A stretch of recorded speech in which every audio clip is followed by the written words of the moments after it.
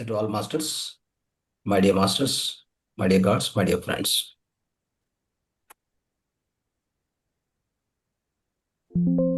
ఆ, కార్యక్రమాన్ని స్టార్ట్ చేసే ముందు మన ప్రియతమ గురువు అయినటువంటి బ్రహ్మర్షి పత్రిజీ గారికి మరియు ప్రియతమ గ్రాండ్ మాస్టర్ అయినటువంటి మాతార్ బాబాజీ గారికి ప్రత్యేక వందనాలు తెలియజేస్తూ ఈ యొక్క కార్యక్రమాన్ని ప్రారంభించుకుందాం.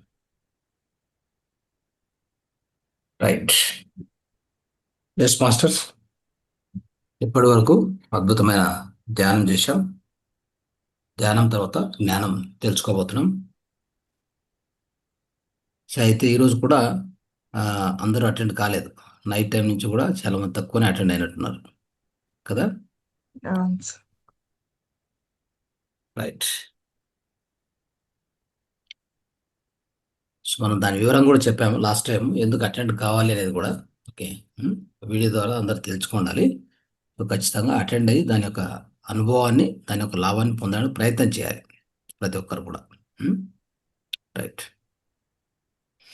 ఓకే మాస్టర్స్, సో ఈరోజు మనం ఒక అద్భుతమైనటువంటి విషయాన్ని తెలుసుకోవడానికి ప్రయత్నం చేస్తాం. అది ముమ్మడివరం బాలయోగి జీవిత చరిత్ర. అంటే ఆ చరిత్రను తెలుసుకోవడం అనేటువంటిది అది ఒక వ్యాస్ సబ్జెక్ట్ అని చెప్పాలంటే, లోతైనటువంటి విషయం. అది పూర్తిగా తెలుసుకోవడానికి అవకాశమే లేదు. ఎన్నో చాప్టర్స్ కావాలి, ఎన్నో సెషన్స్ కావాలి. అయితే సాధ్యమైనంత వరకు ఎంత వీలవుతే అంత తెలుసుకునే ప్రయత్నం చేద్దాం ఈరోజు.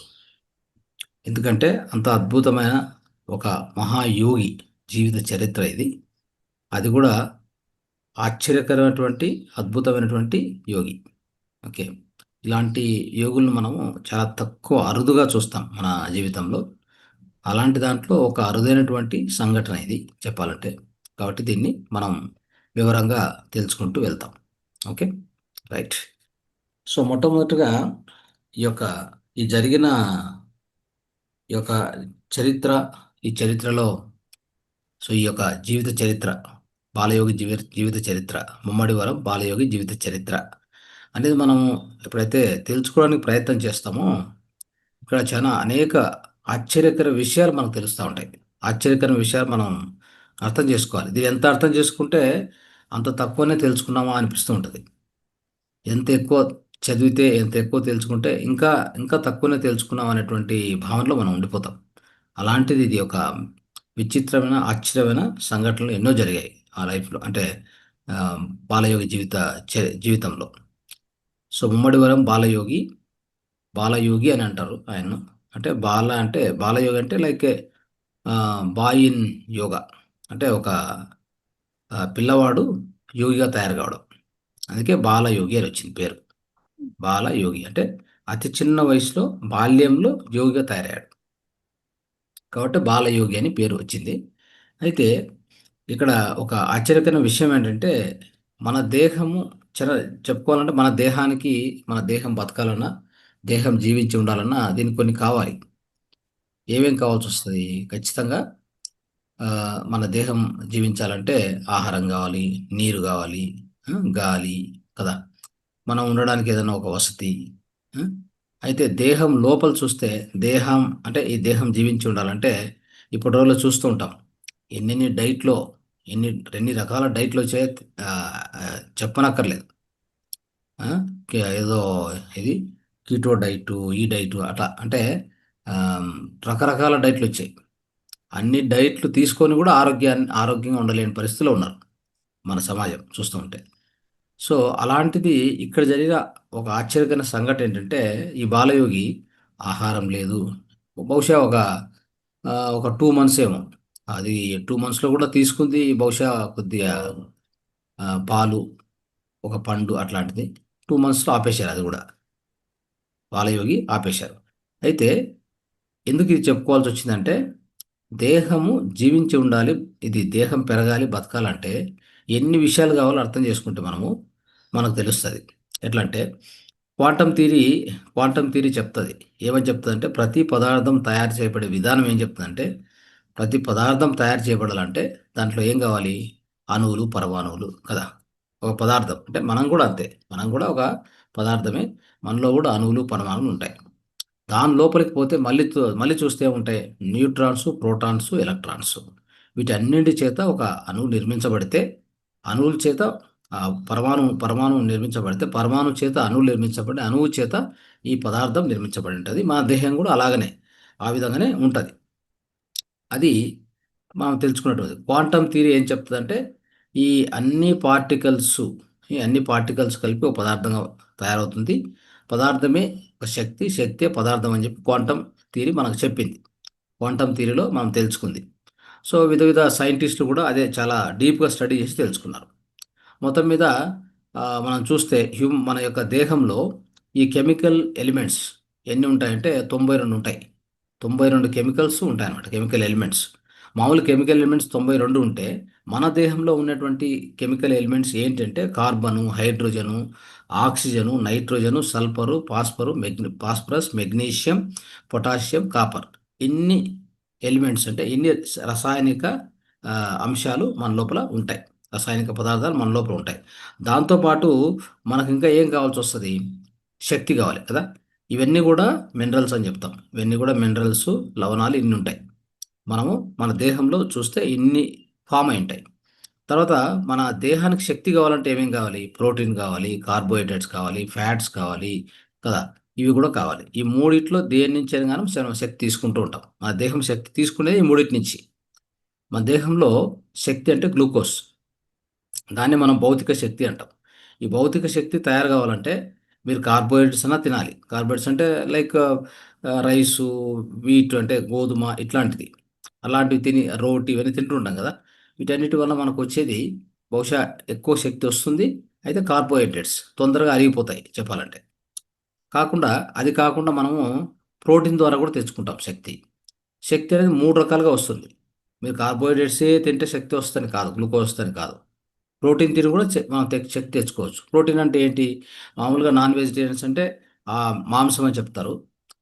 మనం వెజిటేరియన్స్ కాబట్టి మనకి ఈ మొలకెత్తిన గింజలు, ఆ! సో, ఇలాంటివన్నమాట. మొలకెత్తిన గింజలు బహుశా దాని నుంచి మనకేమైద్దంటే ఎక్కువగా ప్రోటీన్ తీసుకుంటాం.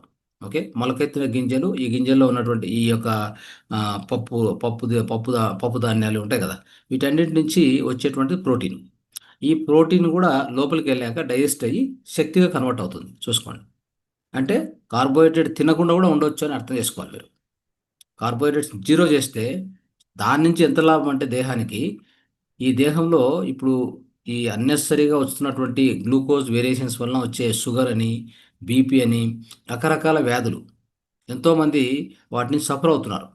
ప్రతిరోజు టాబ్లెట్ తీసుకోవడం గానీ, వీటన్నిటికి కారణం ఏంటి? దేహంలో మనం ఎప్పుడు కార్బోహైడ్రేట్స్ పొద్దున్న లేస్తే పొద్దున, రాత్రి, మధ్యాహ్నం. పొద్దున ఇడ్లీ, దోస, పూరి ఇవి.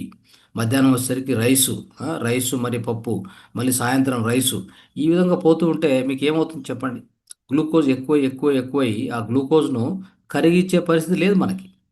అంత గ్లూకోజ్ మన దేహంలోకి వస్తే అన్ని క్యాలరీస్ శక్తి వస్తే మనం ఖర్చు పెట్టే అవకాశం ఈ రోజుల్లో ఉందా? చాలామంది హౌస్ వైఫ్స్ అట్లా ఉంటే వాళ్ళసలు బయటికి కూడా పోయే అవకాశం లేదు. ఇంట్లోనే పనులు. అక్కడే లేదంటే టీవీ ముందు కూర్చొని సోఫాలో కూర్చోవడం. ఇంతకంటే ఎక్కువగా మూవ్‌మెంట్ లేదు. ఈ శక్తిని ఇంత తీసుకున్న ఈ గ్లూకోజు ఎనర్జీని కరిగించేది ఎలా? కరిగించకపోవడం వల్లనే ఈ ప్రస్తుత ప్రాబ్లమ్స్‌కి అనేక రకాల రోగాలు స్టార్ట్ అయినాయి. గుర్తుపెట్టుకోండి. దానివల్ల మీరు కావాలంటే వాటిని పూర్తి కట్ చేసేసి ఇంతే ఓ పని చేయండి. ఇంతే రైసు ఒక హాఫ్ కేజీ కూర. అర్థమైందా? కూరగాయలతో మీరు చేసుకుంటారు గదా! కూరగాయలతో రకరకాల కూరలు చేసుకుంటారు గదా! ప్లేట్ నిండా కూరుండాలి. దాని మీద ఈ రైస్ ఉంది గదా! ఊకే చల్లాలి అట్లా అంతే. ఇది నిజమైన ఫుడ్డు. ఇది తిని చూడండి చూద్దాం. మీరు కనీసం అంటే ఒక వారంలో ఒక 2 కేజీలు తగ్గిపోతారు. 10 రోజుల్లో ఆ విధంగా జరుగుతది యాక్చువల్‌గా. నైట్ 7 గంటలకల్లా తినండి. పొద్దున్నే 10 వరకు ఏం తినొద్దు. ఇంతే టెక్నిక్. ఇంక దీనికి మించిన ఆరోగ్య టెక్నిక్ ఏది లేదు. ఓకే. మీరు కార్బోహైడ్రేట్స్ తినాలనుకుంటే ఇలా తినాలి. సరే. అంటే కార్బోహైడ్రేట్స్ పూర్తి కట్ చేయొచ్చా? కట్ చేసేయొచ్చు. No problem. ఏం చేయొచ్చు మరి? ఉత్త కూర తినడము. తర్వాత ప్రోటీన్ తీసుకోవడం. ఎలా ప్రోటీన్ తీసుకోవాలి? బహుశా మనకి ఈ యొక్క స్ప్రౌట్స్ ఉంటాయి. రకరకాల విత్తనాలు కదా! సో, అలసందలని, పెసులని ఈ ఉన్నటువంటి అన్ని రకాల విత్తనాల్లో రోజుకో టైపు వాటిని మొలకెత్తించుకొని, ఆ మొలకలు పొద్దున తినొచ్చు, మధ్యాహ్నం తినొచ్చు, రాత్రి తినొచ్చు. No problem. దాని నుంచి మీకు కావాల్సిన శక్తి వచ్చేస్తది. గుర్తుపెట్టుకోండి. దాంతోపాటు మీరు వెజిటబుల్స్ ఇవన్నీ తీసుకుంటారు కదా! వెజిటబుల్సు, ఫ్రూట్సు సాధ్యమైనంత వరకు. సో, ఫ్రూట్స్ కూడా ఏందంటే దాంట్లో వాటర్ ఎక్కువుంటది. కొన్ని మినరల్స్ దొరుకుతాయి ఖచ్చితంగా. దానికంటే వెజిటబుల్స్, తర్వాత ఆకుకూరలు ఇవి. సో, వాటితో ఎక్కువ కూర చేసుకొని తినండి. ఇప్పుడేమవుద్దంటే ఈ విధంగా చేసినప్పుడు ఇక్కడ గూడా అంతే. అసలు కార్బోహైడ్రేట్ ప్రసక్తే ఉండదింక. మీకెలాంటి వెయిట్ ఫార్మ్ కాదు. శక్తి మాత్రం వస్తుంటది. ఎనర్జిటిక్‌గా ఉంటారు. ఇది కాకుండా ఫ్యాట్స్ ద్వారా కూడా శక్తి తీసుకోవచ్చు తెలుసా? ఫ్యాట్స్ కరిగిస్తే కూడా శక్తి వస్తది. అక్కడ గ్లూకోజ్ వస్తది. ఆ ఫ్యాట్స్ అంటే ఏంటివి? Good fats. బ్యాడ్ ఫ్యాట్స్ కాదు. ఓకే. అవేంటివంటే మీరు ఆహ్, ఏ టు ఘీ అంటే దేశీ ఆవు యొక్క నెయ్యి బాగా తినాలి. ఆ తర్వాత బహుశా వెన్న ఉంటది కదా! ఇట్లా అది. తర్వాత అది కాకుండా కోకోనట్ ఆయిల్. అంటే ఒరిజిన్ కోకోనట్ ఆయిల్ అది గూడా. ఓకే. వీటిని డైరెక్ట్ గూడా మనం తాగొచ్చు. పొద్దున, పొద్దున, మధ్యాహ్నం, రాత్రి 3 పూటలు తాగొచ్చు. ఇవి తీసుకొని గూడా పూర్తిగా అన్నీ ఆపేసి చూడండి. పోతూ ఎట్లా అవుతుందిప్పుడు? అంటే మనం ఎక్కువగా తింటున్నట్టు రైస్ లేదు. ఎక్కువ తింటున్నటువంటి గోధుమలు లేదు. అన్నీ కట్ చేస్తూ పోతున్నాం. ఇడ్లీ లేదు, పూరి లేదు, దోస లేదు, ఏమీ లేదు. అర్థమైందా? అయినా హాయిగా ఆరోగ్యంగా జీవించగలమని మనకు అర్థం అర్థం చేసుకోవడానికి ఇవన్నీ చెప్పడానికి ప్రయత్నం చేస్తున్నాను. దేహం ఎలా బతుకుతుందనేది. ఇంకా పోతే ఏమవుద్దో అది కూడా చెప్తాను. సో, ఇప్పుడేమవుద్దంటే ఈ కార్బోహైడ్రేట్స్ లేకుండా కూడా శక్తి సంపాదించు. మరియు ప్రోటీన్ లేకుండా కూడా శక్తి సంపాదించు. జస్ట్ ఆయిల్ ఘీ ఉంది కదా! వాటిని తింటూ కూడా మనం శక్తి సంపాదించు. వీటితో పాటు కూరగాయల ద్వారా ఏమొస్తది? మినరల్స్ ఇవన్నీ వస్తాయి. మినరల్స్ అంటే ఏంటి? ఇప్పుడు చెప్పుకున్నాం కదా! సో, ఒకవేళ ఫాస్ఫరసు, కాల్షియము, మెగ్నీషియము, జింకు, పొటాషియము ఇ ఇంత ఇలాంటి అన్నీ కూడా కావాలి. ఎందుకు కావాలంటే మన లోపల రసాయనిక చర్యలు జరుగుతూ ఉంటాయి. ఈ యొక్క సెల్ లెవెల్‌లో అంటే జీవ కణాల ఆ యొక్క రసాయనిక చర్యలు ఏవైతే జరుగుతాయో వాటికి ఖచ్చితంగా ఇవన్నీ కావాలి. ఈ మినరల్స్ అన్నీ కానే కావాలి. లేదంటే పని చేయవు. రసాయనిక చర్యలంటే ఏంటి? ఉదాహరణకి జీర్ణక్రియ జరుగుతది. మెదడులో బ్రెయిన్ పనిచేస్తూ ఉంటది. శ్వాసక్రియ జరుగుతది. రక్త పరిచలన క్రియ జరుగుతది. విసర్జన క్రియ జరుగుతది. ఇవన్నీ జరుగుతుంటాయి క్రియలు దేహంలో. తనంతవే జరుగుతూ ఉంటాయి. ఇన్ని జరిగే క్రియలకి కావాల్సినటువంటి మినరల్స్ ఇవన్నీ. Basic minerals. తర్వాత ఈ రసాయనిక చర్యలకి కొన్ని కూడా కావాలి. ఏంటివి? విటమిన్సు, అవునా? హార్మోన్స్ లోపల ఉత్పన్నవుతాయి. అయితే విటమిన్స్ కావాలి. ఎంజైమ్స్ కావాలి. ఇవి కూడా మనకు ఈ కూరగాయల నుంచి వీటి నుంచి వస్తూ ఉంటాయన్నమాట. సో, ఇన్ని రకాలుగా ఉన్నప్పుడే మన దేహము అద్భుతంగా తయారవుతూ వస్తది. అయితే శక్తి కోసం ఇలా చేస్తూ పోంగా ఓకే. సో, మనము ఆహారం అనేది చూడండి. ఆహారం అనేటువంటిది ఇంత తీసుకొని దేహాన్ని మనం పోషణ చేసుకుంటూ పోతాం. అంటే దీన్ని కాపాడుకుంటూ పోతాం. దీన్ని నిలబెట్టుకుంటూ పోతాం. అయితే ఒక్కోసారి మనం ఆహారం తినకపోయినా గానీ ఉపవాసానికి కూడా పోతాం. ఉపవాసంలో ఇంగ ఆహారమే ఉండదు చెప్పాలంటే. అక్కడేముంటది? బహుశా మనం ఈ ప్రాణశక్తి తీసుకుంటూ హాయిగా బతుకుతూ ఉంటాం. అట్లా చూస్తూ పోతే మనం ఆహారం లేకుండా కూడా ఒక 10 రోజులు కూడా చేయొచ్చు అట్లా. అయిందా?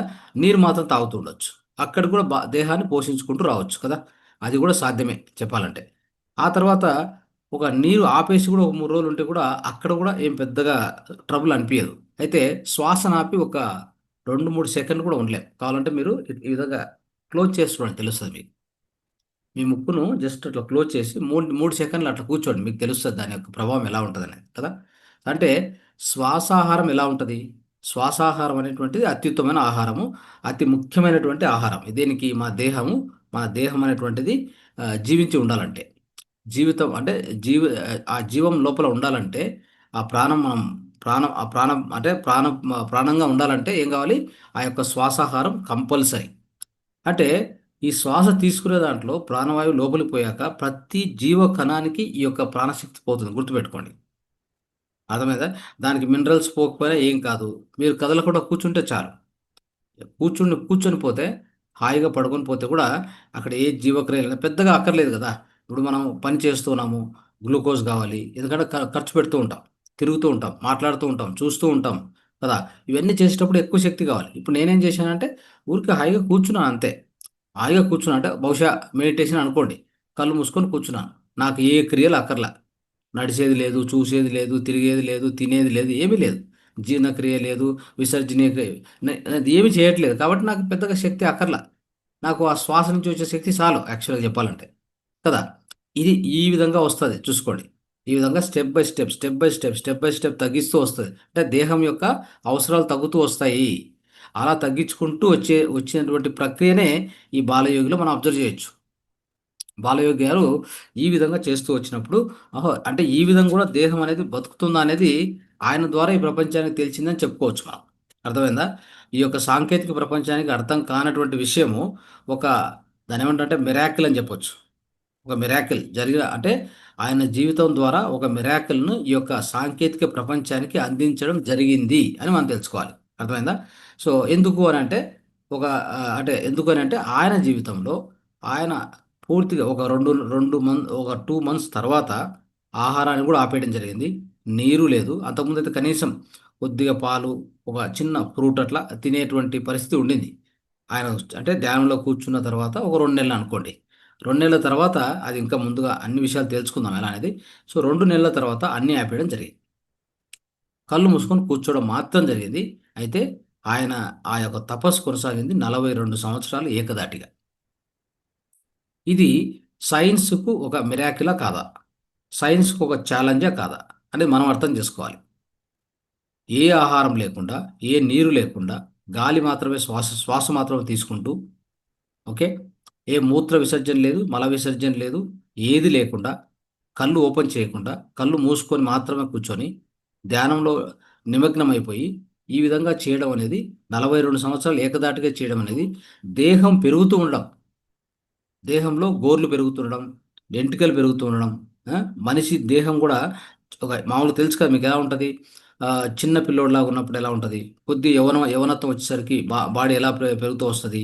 తర్వాత మీసాలు రావడము, ఇవన్నీ జరుగుతూ వస్తే ఆయన కళ్ళు మూసుకుంది 15 సంవత్సరాల వయసులో అయితే, 42 సంవత్సరాలు ఏకధాటిగా చేసినప్పుడు మళ్ళీ వస్తూ ఎంట్రికలు తెల్లబడడం. ఆ! తర్వాత మళ్ళీ ఆ విధంగా ముందుకు ఎళ్తూ ఉంటే అన్ని రకాల చిహ్నాలు మనం చూస్తూ వచ్చాం. ఒక నార్మల్ ఒక ఈ దేహాన్ని మనం అన్నిటితో పోషిస్తే, అన్ని అంటే ఇప్పుడు చెప్పుకున్నటువంటి మినరల్సు, విటమిన్సు, కార్బోహైడ్రేట్సు, ఫ్యాట్సు అన్నీ ఇచ్చి పోషిస్తే ఎలా జరుగుతుందో జీవితంలో, ఈ దేహం మనకు ఎలాంటి మార్పులకు లోనవుతూ వస్తది. ఈ దేహం ఏ విధంగా మనకు కనిపిస్తూ ఉంటదో, ఆ మార్పులు కనిపిస్తూ ఉంటాయో, అలాంటి దేహాన్ని ఆయన కళ్ళు మూసుకొని కూడా ఆ విధంగా దేహం పెరుగుతూ వచ్చిందంటే ఇది ఆశ్చర్యకర విషయమా కాదా? ఒక సైన్స్ ఛాలెంజ్‌గా ఉండింది. కానీ మన మన మూర్ఖత్వం ఎలా అంటే ఈ ప్రపంచం ఎలా ఉండిందంటే అప్పట్లో ఆయన 19 బహుశా అది 1930స్ అనుకోండి. 1930 ఆ ప్రాంతంలో ఎవరికి ఇవన్నీ గావాలి? బ్రిటిష్ ఓ పక్క పరిపాలన. వాళ్ళ నుంచి విడిపించుకోవడానికి వీళ్ళు ప్రయత్నము. ఆ! ఇలాంటి మిరాకిల్స్‌ను చూడాలని గాని, వీటిని అర్థం చేసుకోవాలని గాని ఎవరు ప్రయత్నం చేసేవాళ్ళు? మన దేశం అంటూ ఆ పరిస్థితిలో లేదు. ఉన్నవన్నీ పోగొట్టుకొని వాళ్ళ నుంచి ఎప్పుడు దూరం గావాలి, వాళ్ళని ఎట్లా తరిమి కొట్టాలని మాత్రం చూసేవాళ్ళం అంతే. ఇలాంటి మిరాకిల్స్ అర్థం చేసుకొని, దానికి టైం కేటాయించేటువంటి మహానుభావులు ఎవరు దొరికిండ్లేదు కూడా అప్పట్లో. అది జరిగినటువంటి విషయం. అదే ఫారిన్ కంట్రీస్‌లో అయితే ఇంకేమో జరిగిండేది. సో, మన కంట్రీలో ఆ పరిస్థితిలో మనకు అలాంటి అవకాశం లేక, మనం అట్లాంటి మహానుభావులను ఉన్నా గాని మన చుట్టూ అలాంటి ఒక గొప్ప ఆశ్చర్యకర విషయాలు మిరాకిల్ జరుగుతున్నా గాని మనం పట్టించుకునే పరిస్థితి ఎవరికీ లేదు అని చెప్తున్నాను. అర్థమైందా? సో, జరిగిపోయింది. జరిగిపోయిన చరిత్ర అది. రైట్. సో, ఈ విధంగా ఈయన గురించి మనం ఎన్నో విషయాలు మనం తెలుసుకుంటూ వెళ్దాం. ఓకే. ఆయన జీవిత చరిత్ర ఎలా స్టార్ట్ అయింది. సో, ఆయన ఎక్కడ పుట్టారు? ఎవరి తల్లిదండ్రులు అని వాటి విషయాలు కూడా మనం ఇప్పుడు తెలుసుకుంటూ ముందుకెళ్దాం. ఓకే. సో, మిత్రులారా ఈ యొక్క బాలయోగి వాళ్ళ యొక్క తండ్రి పేరు గంగయ్య, తండ్రి పేరు రామమ్మ. ఓకే. సో, వీళ్ళిద్దరూ తల్లిదండ్రులు. సో, వీళ్ళకి చెప్పాలంటే గంగయ్య, రామమ్మ వీళ్ళిద్దరు గూడా అంటే ఒక పల్లెటూరు వాతావరణంలో ఉన్నటువంటి వ్యక్తులు. పల్లెటూరు వాతావరణంలో వ్యక్తులు. తర్వాత ఏది కూడా వాళ్ళకి మీరు అనుకున్నట్టుగా వాళ్ళేదో పెద్ద భక్తులు. అది మీకు తెలిసే ఉంటాయి. కొన్ని సంఘటనలు చెప్తూ వస్తాను నేను. ఇంగా మీకు తెలుస్తది. మామూలుగా సాధారణ రైతులు చెప్పాలంటే. సాధారణ రైతు కుటుంబము. అక్కడ ఎలాంటి గొప్ప గొప్ప పూజలు చేసేవాళ్ళు గాదు. ఓకే. లేదా పాండిత్యమో లేకపోతే సాంస్క్రిట్ చదివినటువంటి వ్యక్తులు గాదు. చదువు లేనటువంటి వ్యక్తులు. అది అర్థం చేసుకోవాలి. ఎలాంటి చదువు ఏమీ కూడా లేదు. అర్థమైందా? సో, అయితే మంచి వ్యక్తులు. ఓకే. ఒక దాన్నేమంటారు అతి సామాన్య అయితే ఎంతో మంచి గుణాలు కలిగినటువంటి వ్యక్తులు వీళ్ళిద్దరు కూడా. సో, ఇలాంటి వ్యక్తులకు ఏమైందంటే, వీళ్ళకి అక్టోబర్ 23, 1930 ఓకే. ఆ రోజు ఏమైందంటే, మన బాలయోగి కరెక్ట్‌గా సూర్యోదయం కంటే కొద్ది ముందు జన్మిస్తారు. అంటే వీళ్ళు అని మామూలుగానే తెలుసు కదా మీకు పల్లెటూరులో అప్పట్లో పిల్లలంటే ఎలా ఉండేదంటే ఆమ్, ఎక్కడ కూడా అంటే తక్కువ పిల్లని ఉండదు ప్రతి ఒక్క పేరెంట్స్కి దగ్గర దగ్గర 4, 5, 6 మంది అట్లా ఉండేవాళ్ళు. అయితే అంతమంది జన్మ తీసుకునే వాళ్ళు. అప్పట్లో అంత ప్రాబ్లం కూడా కాదు. ఇప్పట్లో పిల్లల్ని పెంచాలంటే పెద్ద కష్టమైనటువంటి విషయం కదా. అప్పట్లో అలాంటిది ఏం లేదు. వీళ్ళకు కూడా యాజ్ యూజువల్గా ఈయనతో పాటు ఇద్దరు బ్రదర్సు. ఆ! సో, ఇద్దరు బ్రదర్స్ కూడా ఉండేవాళ్ళు. వాళ్ళు నాగన్న, వెంకన్న అని చెప్పి ఇద్దరు బ్రదర్సు. సో, ఈయన మన బాలయోగి గారు సో, ఈ తేదీన జన్మించారన్నమాట. సో, ఆయన బర్త్ తీసుకుంది ఆ డేటు. సో, అయితే ఆయన జీవితం అంటే ఆయన ఎప్పుడైతే పుట్టిన తర్వాత మామూలుగా ఆ ఊర్లో సాధారణంగా మీకు తెలిసిన విషయమే. పల్లెటూరు ఎలా ఉంటది వాతావరణము. సో, అక్కడ పుట్టిన తర్వాత యాజ్ యూజువల్‌గా సో, నార్మల్‌గా వాళ్ళు పెంచే విధానం గాని, ఏం అంటే గొప్పగా డిఫరెంట్‌గా అంటూ ఏది పెంచలేదు. సో, అయితే ఈయన ఇంత గొప్ప యోగి అక్కడ జన్మ తీసుకుంటున్నాడు అన్నప్పుడు ఏవైనా కొన్ని చిహ్నాలేమైనా కనిపించాయా వాళ్ళ మదర్‌కి అనేది ఒక విషయం కదా! సో, మనకు ఏమవుద్దంటే కొంతమంది యోగుల జీవిత చరిత్రలు మనం చూసినప్పుడు ఓకే. సో, ఖచ్చితంగా మనకు తెలుస్తదనమాట. ఎలాంటిదంటే ఇప్పుడు జీసస్ క్రైస్ట్ జన్మించినప్పుడు మేరీ, మేరీ వచ్చేసి ఆమెకొచ్చి ఒక పర్టిక్యులర్ పర్సనొచ్చి ఆమెకొచ్చి చెప్పడం గాని, అంటే ఒక ఏంజెల్ గ్యాబ్రియల్ అని చెప్పి ఒకాయన మేరీ దగ్గరకొస్తాడు. వచ్చి క్రీస్తు అనేటువంటి ఒక గొప్ప మహానుభావుడు నీ గర్భంలో జన్మిస్తాడని చెప్పి ముందుగానే కొన్ని సిగ్నల్స్ ఇవ్వడం జరుగుతదనమాట. ఇలాంటివి జరుగుతూ ఉంటాయి. కానీ ఈయన జీవిత చరిత్రలో అలాంటిదేమీ జరగలేదు. ఎవరికీ గంగమ్మకి కానీ, రామమ్మకి గానీ అలాంటి సిగ్నల్సు ఏది లేదు అని మనం అర్థం చేసుకోవచ్చు. కానీ మనకు జీసస్ క్రైస్ట్ విషయంలో, తర్వాత బుద్ధుడు, బుద్ధుడు జన్మించినప్పుడు కూడా ఈ విషయాలు జరిగాయి. బుద్ధుని బుద్ధుని యొక్క అంటే శుద్ధోదన కింగ్ శుద్ధోదన అంటే శుద్ధోదన రాజు యొక్క వైఫు మహామాయ. మహామాయ వైఫ్‌కి ఈ బుద్ధ పుట్టక ముందే ఈ యొక్క సిగ్నల్స్ వస్తాయి. ఎలా అంటే ఒకరోజు ఆమె బాగా అంటే నిద్రిస్తున్న వేళలో ఆమెను మానస సరోవరంకి హిమాలయస్‌లో ఉన్న మానస సరోవరంకి తీసుకెళ్తారు. అంటే ఆ లోపల అంటే ఆమెకు వచ్చిన కల చెప్తున్నాను. ఆ కలలో ఇదంతా కనిపిస్తదనమాట. ఇప్పుడు ఎట్లయితే జీసస్ క్రైస్ట్‌కి ఒక ఏంజెల్ వచ్చి చెప్పిపోతుందో, నీ కడుపులో ఒక గొప్ప యోగి, ఒక గొప్ప వ్యక్తి జన్మిస్తాడు. అతను జీసస్ అని చెప్పి ఆమెకు చెప్పడం జరుగుతది. ఆ విధంగా కొన్ని సిగ్నల్స్ ఉంటాయి. ఈ గొప్ప మహానుభావులు పుట్టే ముందు వాళ్ళ పేరెంట్స్‌కి ఏదో విధంగా తెలియజేయడం జరుగుతదనమాట. అయితే ఈమె విషయంలో అలాంటిదేది జరగలేదు. కానీ బుద్ధుడి విషయంలో అది జరిగింది.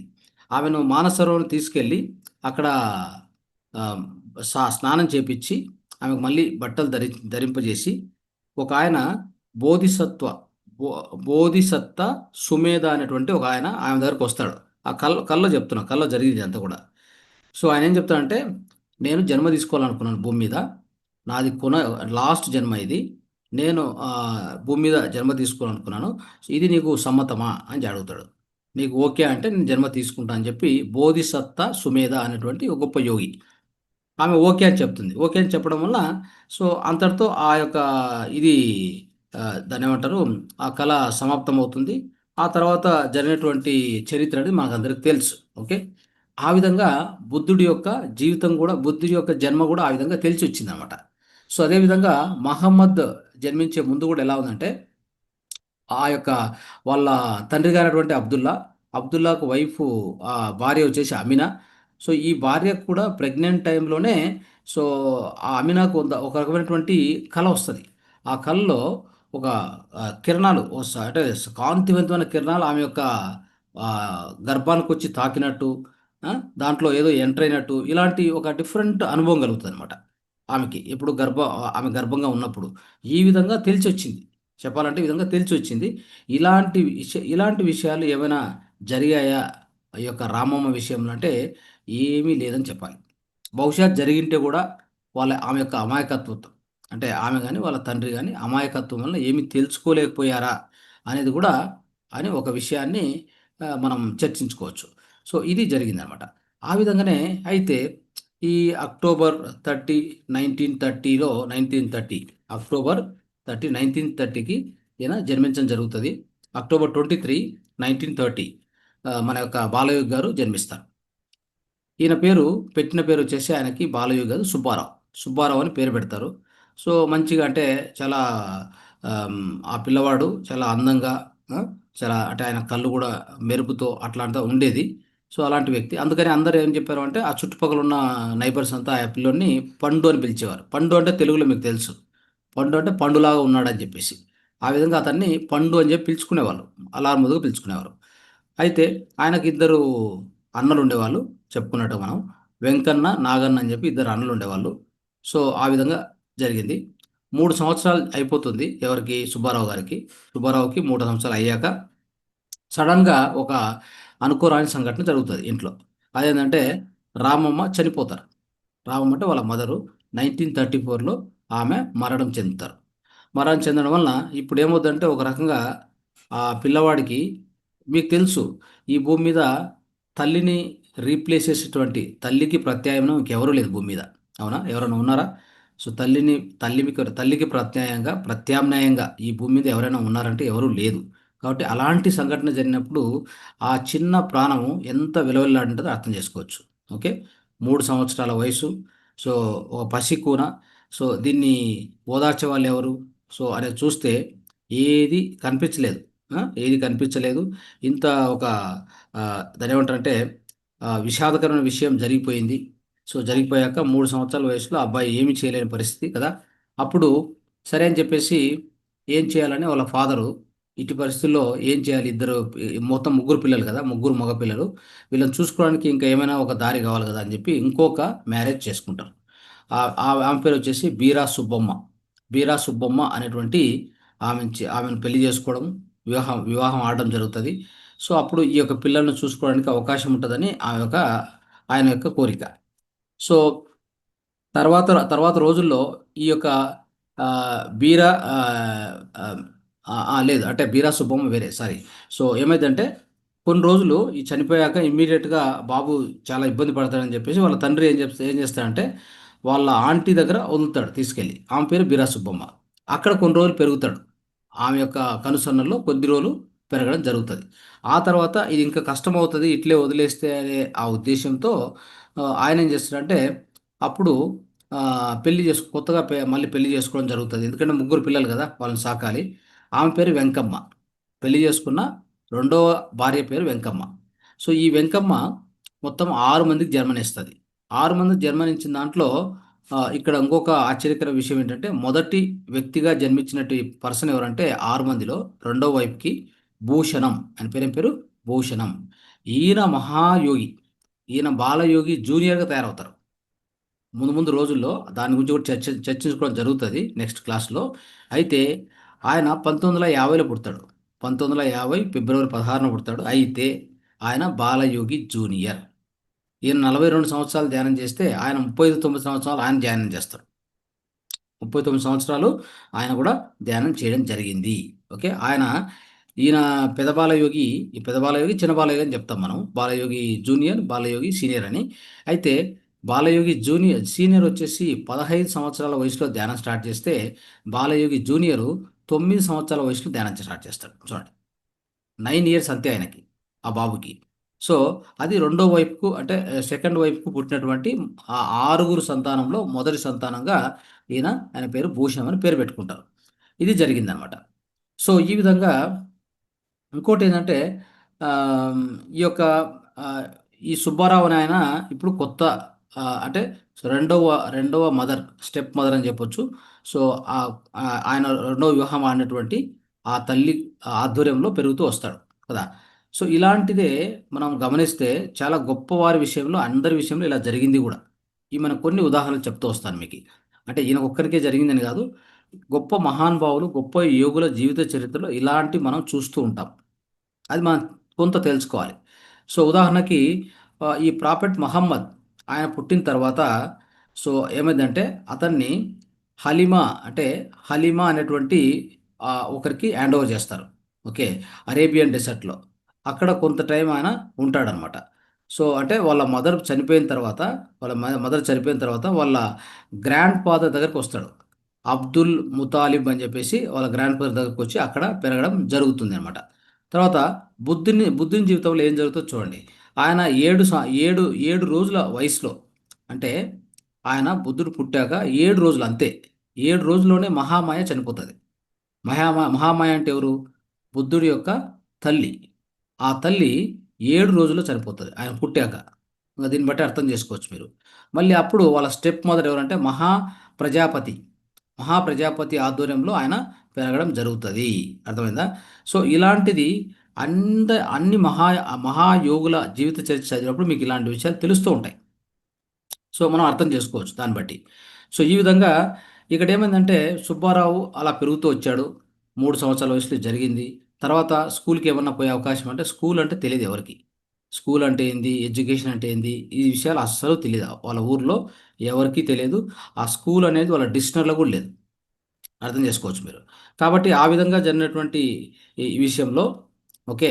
మహమ్మద్ తెలుసు కదా! ప్రాఫెట్ మహమ్మదు ఇస్లాం ఫౌండర్ ఉన్నాడు కదా! ఆయనకి ఎలా అయితే ఎడ్యుకేషన్ లేదో బాలయ్యకి కూడా ఒక సున్నా ఎడ్యుకేషన్. అంటే ఎడ్యుకేషన్‌లో కొంత కూడా ఒక్కరోజు స్కూల్ కాదు కదా! ఒక అక్షరం దిద్దినటువంటి పరిస్థితి లేదు అని మనం దాన్ని వివరంగా అర్థం చేసుకోగలాలి. సో ఇలాంటి పరిస్థితుల్లో ఆటోమేటిక్‌గా ఇంకేమవుతుంది అంటే ఏ ఎడ్యుకేషన్ లేదు కాబట్టి సుబ్బారావు పిల్లలతో పాటు బాగా ఆడుకునేవాడు. ఆ! ఆ వీధిలో ఇప్పుడు రెండవ మదర్ ఆధ్వర్యంలో ఆయన పెరుగుతున్నాడు.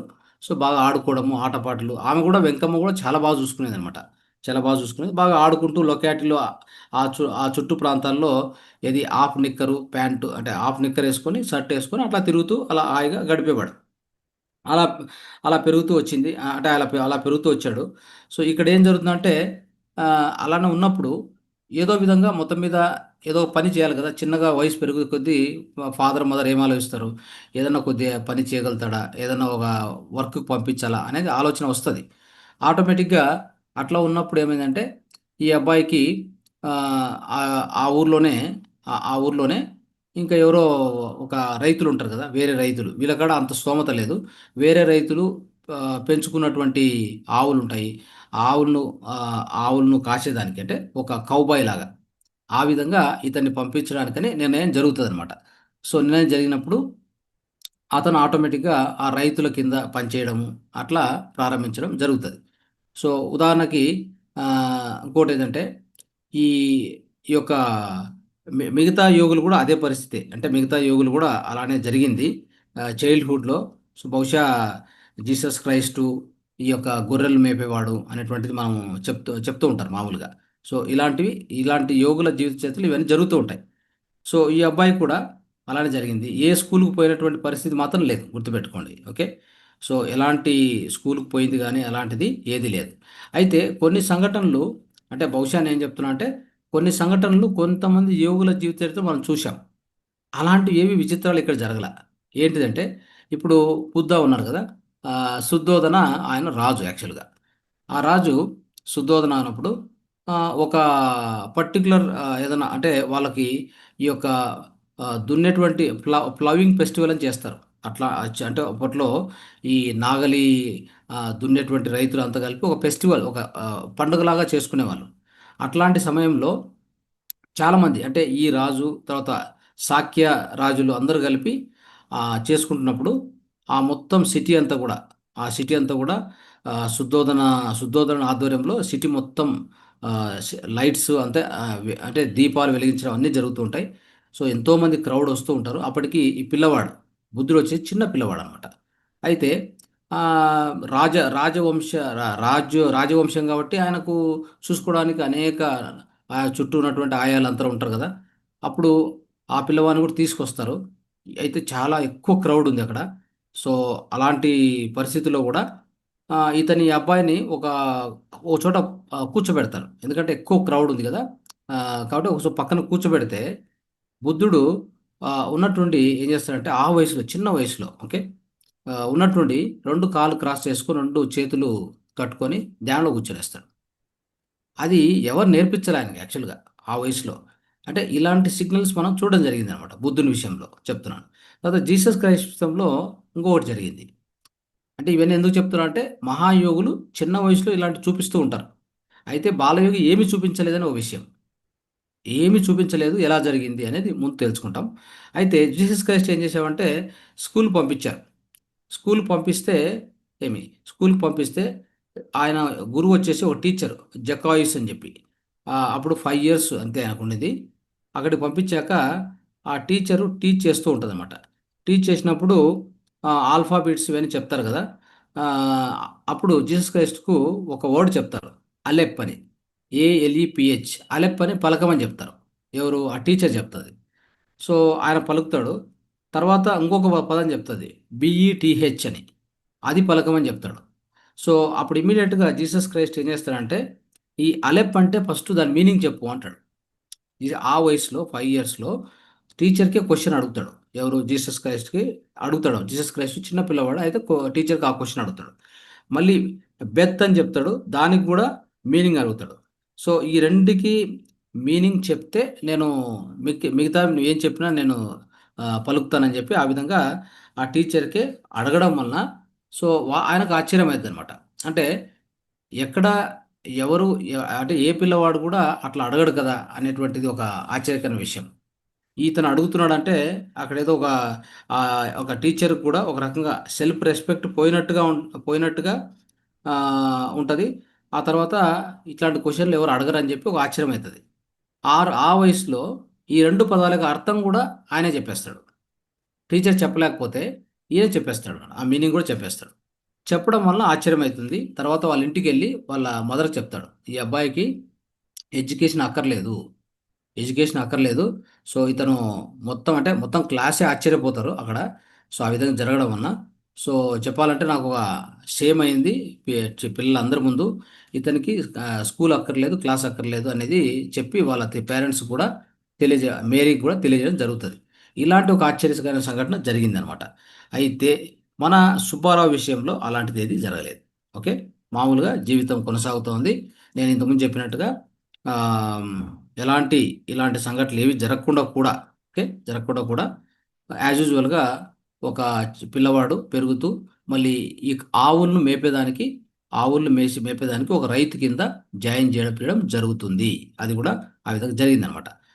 అయితే మనం చాలామందిని చూస్తే మన చరిత్రలో చూస్తే జీసస్ క్రైస్ట్ ఒక కార్పెంటర్‌గా ఉండేవాడు. ప్రాఫెట్ మహమ్మద్ ఒక బిజినెస్ మ్యాన్. కబీర్ వచ్చేసి ఒక నేర్చేటువంటి వ్యక్తి. సోక్రటీస్ ఒక స్కల్ప్టర్ అంటే విగ్రహాలను చెక్కేటువంటి వ్యక్తి కదా! సో, ఈ విధంగా అనేక మహానుభావులు విధ బ్యాక్‌గ్రౌండ్స్ ఉండేటువంటిది. అయితే ఒక విధంగా చూడాలంటే బాలయోగి బ్యాక్‌గ్రౌండ్ ఏమీ లేదు.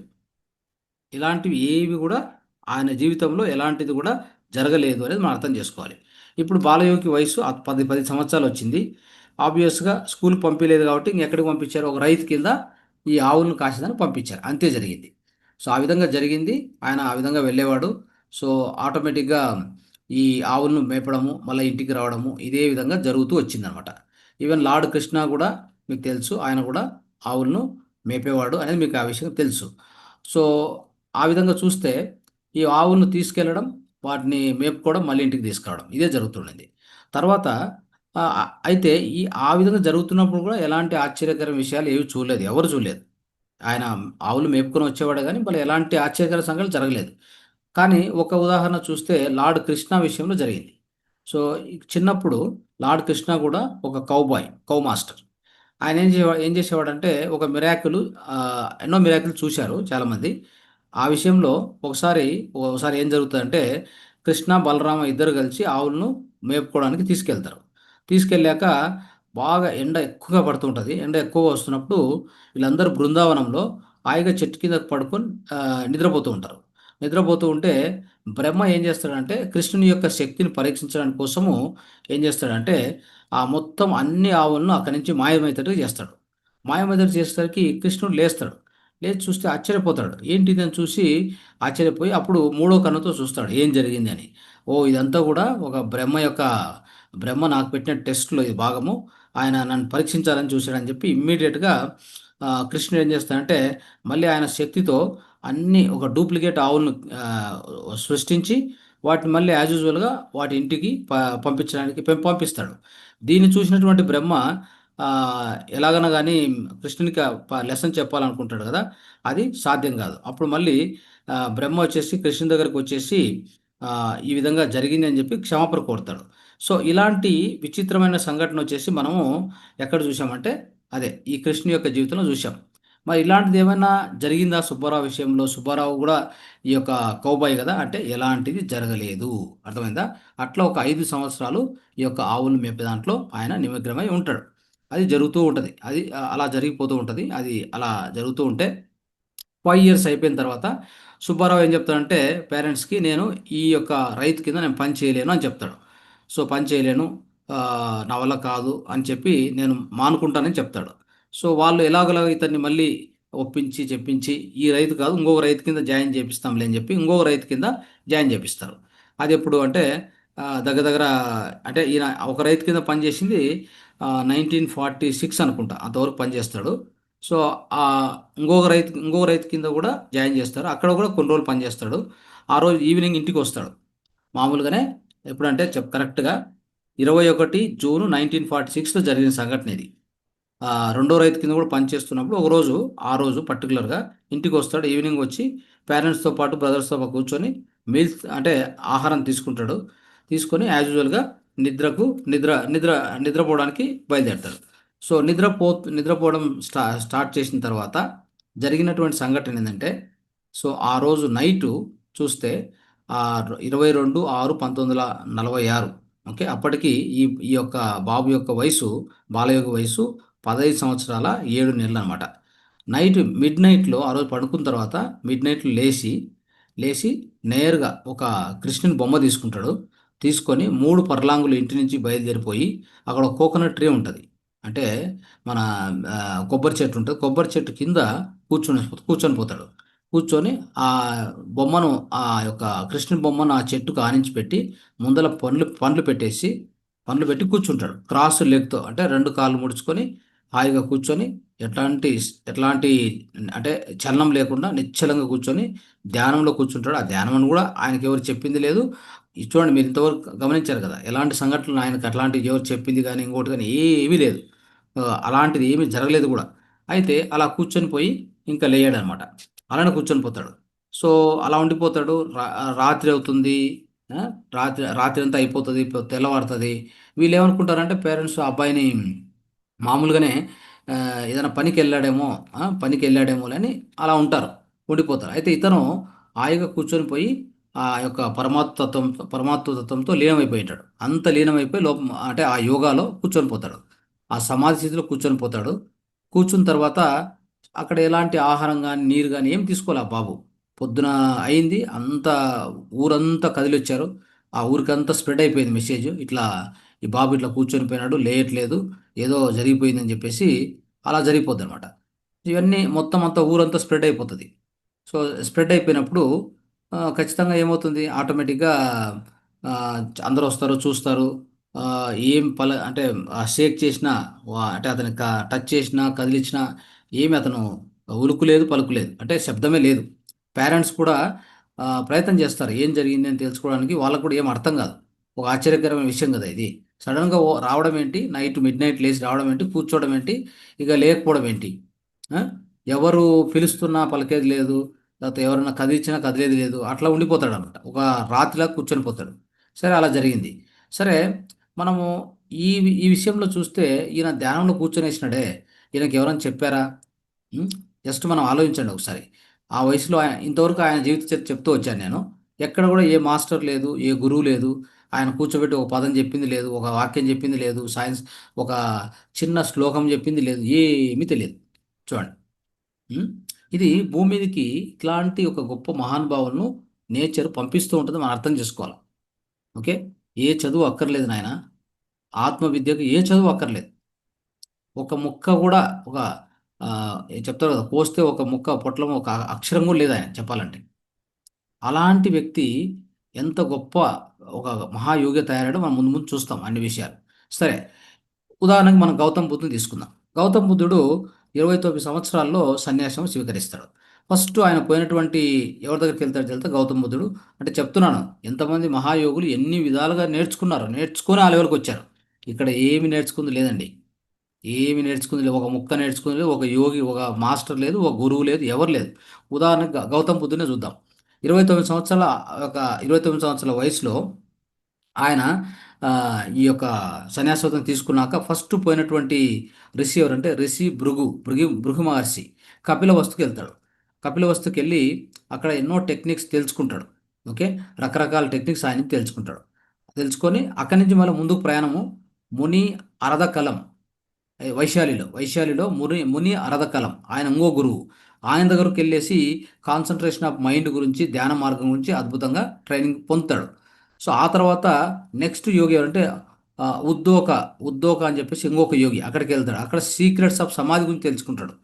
అక్కడి నుంచి గౌతమ ఈయన ఆ, మగధ కింగ్డమ్ పోయి అక్కడ కాన్సన్ట్రేషన్ సంబంధించినటువంటివి, అంటే బ్రెత్ను ఆపి, ఈ శ్వాసను ఆపి కాన్సన్ట్రేషన్ సంపాదించడం అక్కడ తెలుసుకుంటాడు. ఫైనల్గా ఉరువెల అటువంటి ఆ ప్రాంతంకి వెళ్ళి నదీ తీర ప్రాంతంలో, ఆ నది పేరు నిరంజన నది అని, అక్కడ ఆ తీర ప్రాంతంలో కూర్చొని ఆయన యొక్క ఈ యొక్క సాధనను, ఆ యొక్క ధ్యానాన్ని కంటిన్యూ చేస్తాడు. అది కూడా తక్కువ ఆహారంతో కంటిన్యూ చేస్తాడు. ఇంత జరిగింది చూసారా. ఎంతమంది యోగుల దగ్గరికి వెళ్ళాల్సి వచ్చింది ఆయన ఒక సమాధి రావాలంటే. ఆయన ఎన్లైట్మెంట్ పొందే ముందు ఇంత జరిగింది అని చెప్తున్నా మీకు. అయితే బాలయోగ విషయంలో ఏం జరిగింది మీరు చెప్పండి, మీరే అర్థం చేసుకోవచ్చు ఏం జరిగింది అనేది. సో ఇలాంటిది ఇంకోటి చూద్దాం.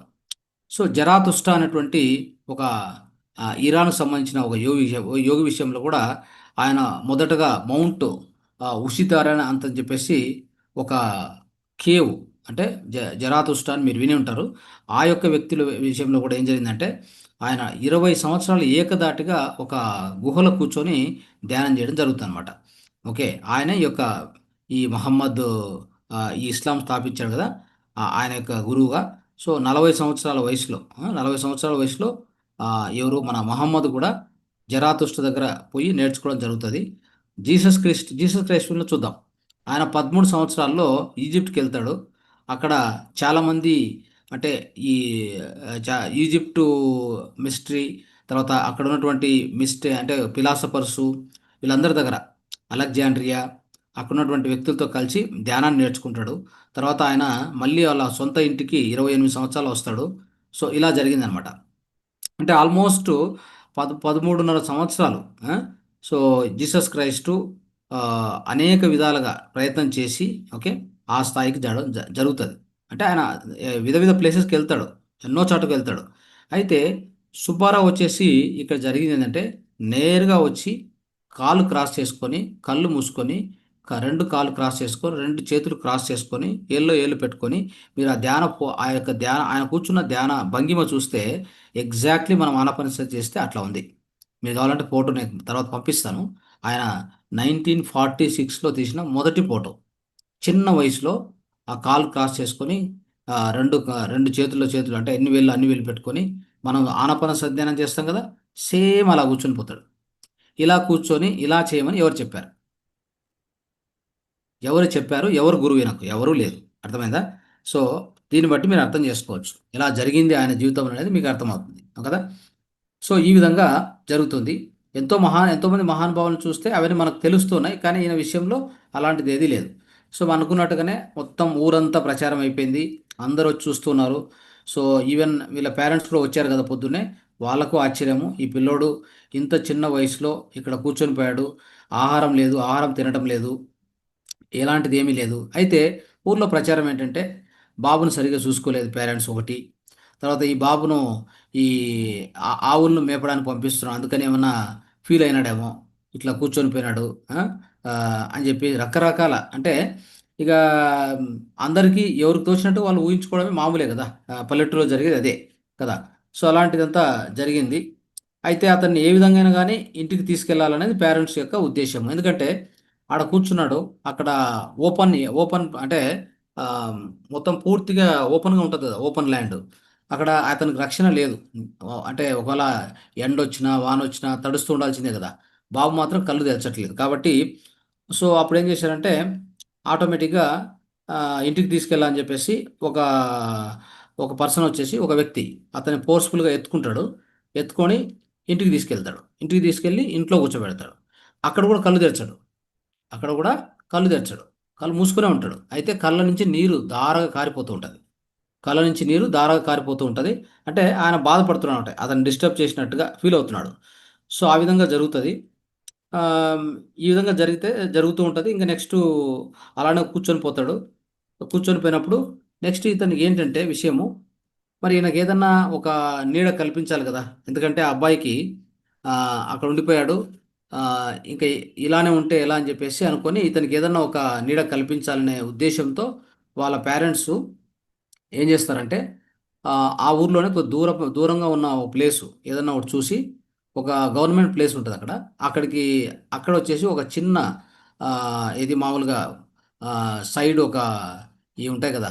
ఆహ్, హ్మ్, తాటి మట్టలని జెప్పి, తర్వాత పైన ఒక గడ్డితో కప్పి ఒక చిన్న కుటీరంలాగా ఆ గవర్నమెంట్ ప్లేస్‌లో ఏర్పాటు చేస్తారు. ఏర్పాటు చేసి ఉంటారు. అక్కడ ఏర్పాటు చేసి ఉంటారు. అయితే సో, ఈళ్ళు ఏర్పాటు చేసి ఉన్నారు. ఆ రోజు నైటు ఎవరికీ తెలియకుండా ఈయనే ఎళ్ళిపోయాడు కూర్చుంటాడు. ఎవరు ఎత్తుకొని పోలేదు ఇక్కడి నుంచి మళ్ళీ. అక్కడ వీళ్ళు ఏర్పాటు చేసి వస్తారంతే. ఈయనే బాలయోగి నైట్ మిడ్‌నైట్‌లో లేసి ఎళ్ళిపోయి అక్కడ మళ్ళా కూర్చోవడం జరుగుతది. అక్కడ కూర్చొని అక్కడే కంటిన్యూ చేయడం జరుగుతదనమాట. సో, అలాగా జరిగింటది. అయితే అక్కడొచ్చేసి ఆల్‌మోస్ట్ అంటే దానికి ఎట్లాంటి డోర్‌లు గాని ఏమీ లేదు. సో, ఒక మందిరంలాగా అంతే కట్టేసి అంటే అది కూడా వాళ్ళ పేరెంట్సు ఆ విధంగా చేయడం జరుగుతది. ఎందుకంటే ఆ బాబుకి కొద్దిగా నీడ ఉండాలి. ఆ! సో, అని చెప్పేసి ఆ విధంగా చేయడం జరుగుతది. సో, ఆ జరిగిన తర్వాత అలానే ఉండిపోతారు. సో, నెక్స్ట్ అట్లే కంటిన్యూ కూడా చేయడం జరుగుతది. అయితే వాన, ఇవన్నీ ఉంటాయి. తర్వాత అయితే అక్కడ జరిగిందేందంటే చుట్టుపక్కల ఉన్న జనాలు వస్తారు. వచ్చి అతన్ని గిల్లడము, చేతుల్లో చేతులు పెట్టింటాడు కదా! అవి విడదీయడము. ఆ! తర్వాత దేహమంతా కుచ్చి కుచ్చి చూడడము, ఇట్లాంటివి ఎక్కువైపోయినాయి. ఆ చుట్టుపక్కల జనాలు కొంతమంది హ్మ్, రకరకాల ప్రయోగాలు చేసేవాళ్ళంట. ఆయన మీద ప్రయోగాలు చేసేవాళ్ళు. సో, ఈ విధంగా జరుగుతున్నప్పుడు ఆటోమేటిక్‌గా ఏదో విధంగా అది ఒక మందిరంలాగా తయారు చేయాలని చెప్పేసి 1948 అనుకుంటా. ఒకాయన వస్తారు. ఆయన పేరు స్వామి నారాయణ. ఆశ్రమానికొస్తాడు ఫస్ట్ టైము 1948లో. సో, ఆ తపస్సు చూసి అదెప్పుడు ఆల్మోస్ట్ 1 ఇయర్ 8 మంత్స్ అయుంటది. అప్పటికి స్టార్ట్ చేసి చెప్పాలంటే. కదా! సో, ఆ టైంలో ఆటోమేటిక్‌గా ఆయనొచ్చి దీనికి ఏదో దానికి అరేంజ్ చేయాలని చెప్పి ఒక డోర్స్‌లాగా నేను పెట్టిస్తానని చెప్పి ఆయన ఒప్పుకుంటాడు. ఆ విధంగా జరిగింది. ఆటోమేటిక్‌గా అప్పటికే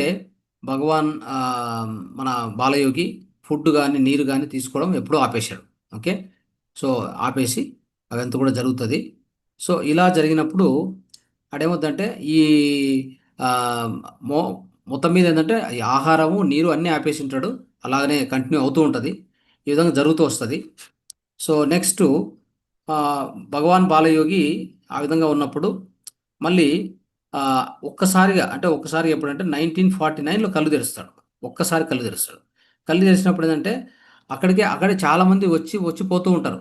అన్నీ ఆయనకు తెలుస్తూ ఉంటాయి. కానీ కళ్ళు ఎప్పుడు తెరచలేదు మధ్యలో.